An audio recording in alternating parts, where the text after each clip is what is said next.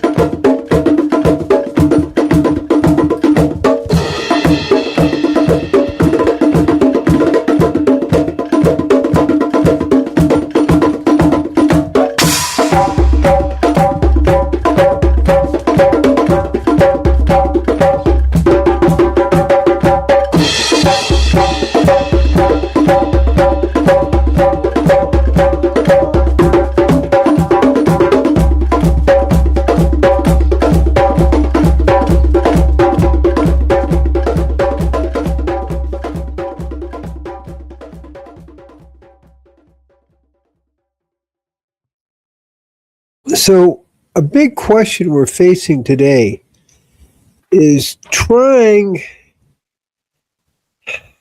to rise to the occasion. So what's the occasion? Well, a lot of really dark things are happening on the planet.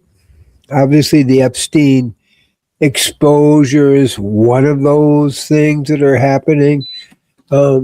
A lot of immoral actions, a lot of unethical, all the way to cannibalism. A lot of people a certain amount of people in the elite are participating in these things. And the truth is, they've been doing this for a long time. This is not new.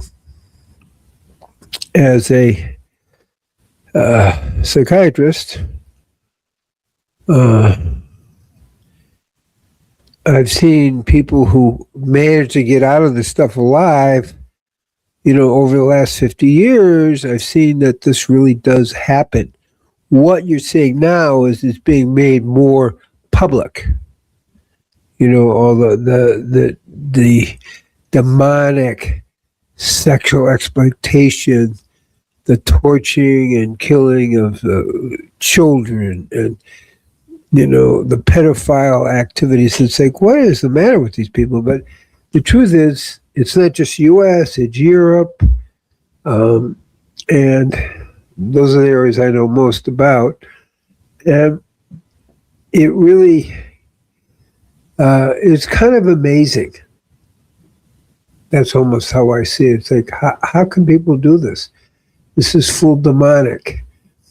And leaders of the different countries, they get pulled into it, I'm not sure what attracts them to it.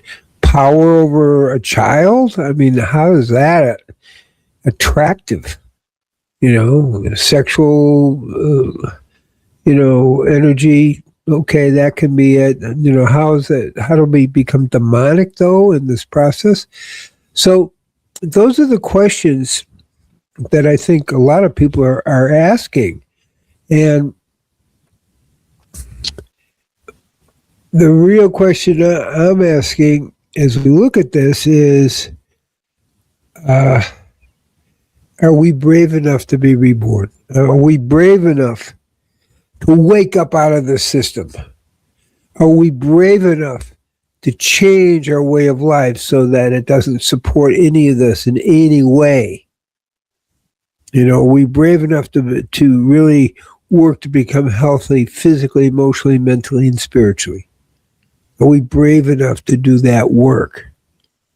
I talk about the 6 foundations, okay? Eating in a healthy way that makes us strong, vibrant, and our minds are clear.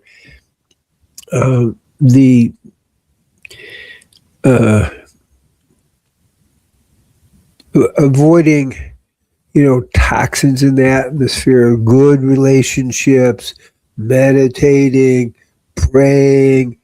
It's a way of life it's pretty much a holistic way of life in many, many traditions. This helps us not get sucked in to the demonic side of things. That's the key that I'm getting at. It's easy, if we aren't doing things that are uplifting us, to try to get, and not just uplifting, but making us feel really good in a deeper, healthier way. So then the question is that it keeps us from being seduced into more demonic behaviors, that we get a temporary hit, but very temporary, and then it tries to redo it again and again. They talk about this blood, what gets secreted in the blood, that adrenochrome, that people get a high from. Okay, well, you know what? You can get that high by living in this authentic, real way, rather than child molestation and cannibalism and all these things. These people are really doing it. And, we can say, yeah, I can say their lives are that empty that the only way they get adrenochrome lift, rather than by through your own life, your own spiritual joy, is by drinking the blood and taking the adrenochrome of terrorized children. That's quite a statement. But that's what we're looking at. And it's hard. I have to have, even though I've been exposed to it and I've helped people heal it for the last 50 years, it's like, oh my God, I still can't believe people are this way. And that's really the truth of it. It's like, how is this possible? So those are the questions. And I think they're the questions that, in a certain way, all of us have a choice, because we're living in a society that supports, directly or indirectly, these behavior. We're looking at politicians that are somewhat actively involved in some of these things. It's like, so how do we start creating a climate that doesn't support this aberrant, demonic, satanic behavior? Because that's what we're talking about. There's just no way to frame it any other way, as some of the leaders are involved in this. And I don't want to make it just a yes, maybe 80%, 90% are Democrats, but that's, I think, incidental. It's really a leadership class type more issue, but then people are doing it at all levels of our society. It's like, this just has to stop. And the way it stops is us not participating, but also not planting seeds that allow us to be sucked in to this demonic, satanic activity. And that's, in a big way, the bottom line. Now, how do we go back to order? Well, one of the things we go back to order is give up the idea of moral relativism. It's like, okay, fine. I mean, where's our standard? Well, we have a biblical standard. We have the 10 speakings that, and this falls under the term adultery. Adultery is not just, married couples sleeping with, with people they're not married to. It is really all the sexual perversion. That's the larger term. So adultery is what we're in a sense, perversion, adultery. Thou shalt not murder, thou shalt not steal. You're stealing somebody's life force. You're stealing somebody's life. Or you're murdering them. All that is going on. And it's time for us to say, no, this is really not acceptable. And I don't care if you're wealthy or, part of the elite, it's still not acceptable. So there has to be some more kind of energy about this.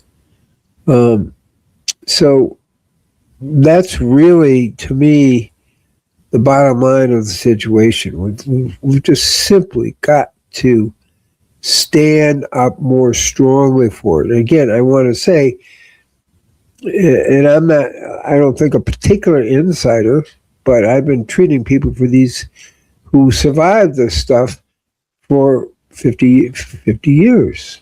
It's like half a century. So it doesn't start with Epstein. He's just the worst example of this kind of behavior. And the current politicians who are, being exposed, being part of it, okay?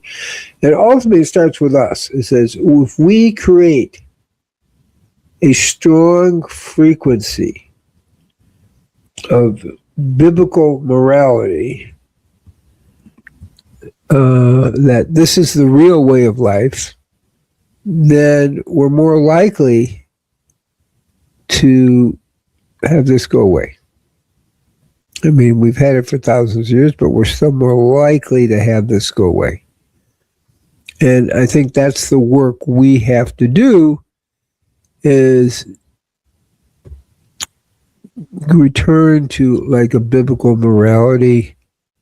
Again, as I say, the adultery comes under all the sexual perversion. It's kind of covered in that discussion. But you want to think positively. So we want to live a life that creates spiritual joy. We're eating well and praying and meditating and involved in healthy relationships, cultivating love in our life, spiritual joy in our life. These are all things that really help and don't allow you to fall into the dark side of things. So I'm really proposing a more proactive creating this spiritual joy in life. That's what I'm really proposing.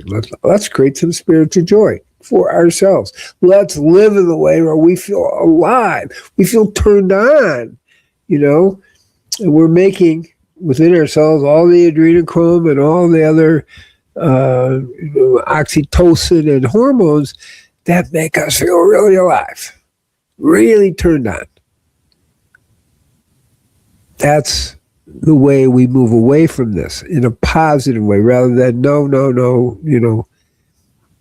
don't do this, don't do that. It's like, no, let's find a way of life that really works. And it's, again, not hard. Okay, I talk about the sevenfold peace, right? We eat in a way that brings us peace. We meditate and pray and it brings peace. We have family interactions that bring peace and love.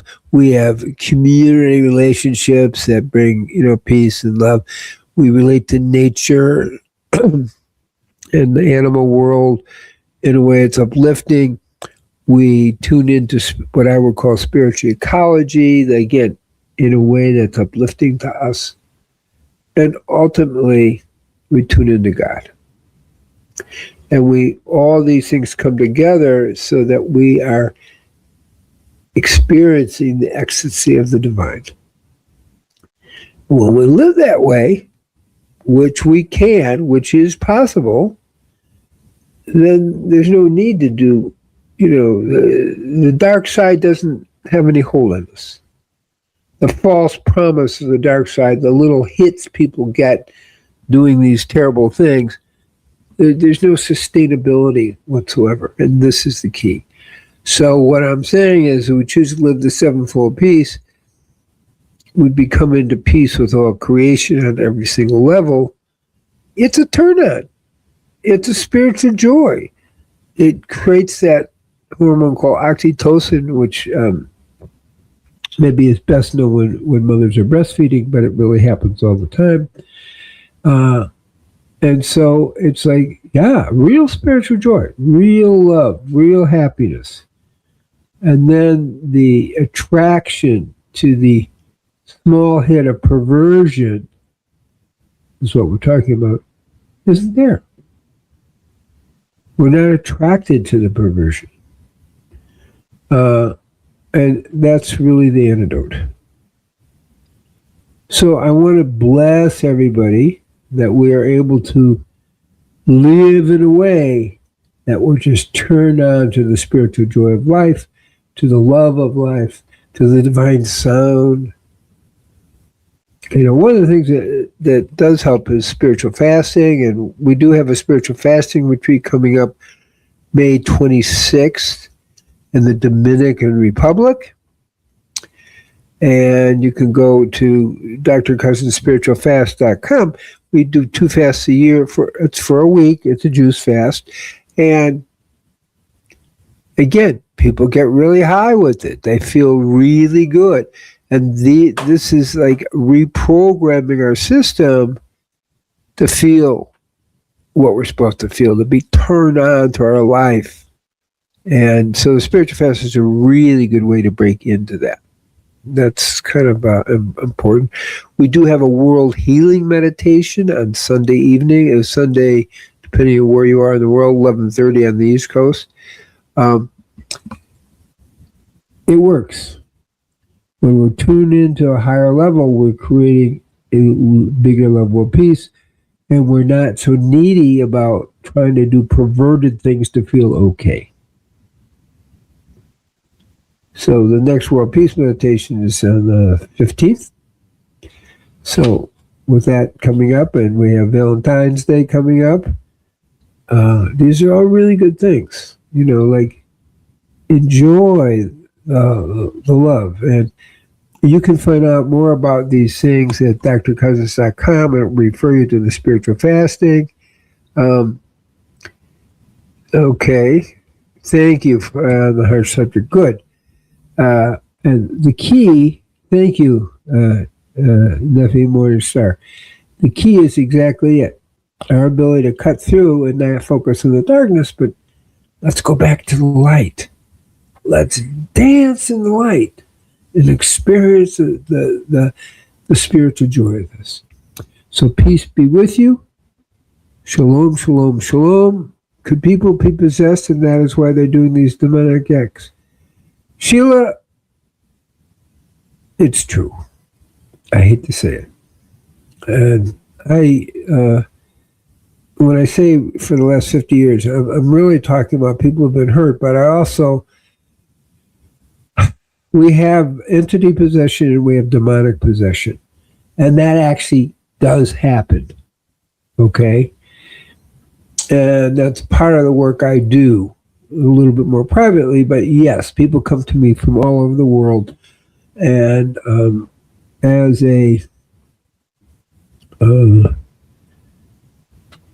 Levite priest, I know I'm shamanically trained to help depossess people from entities, which is not, and then or demons. higher level.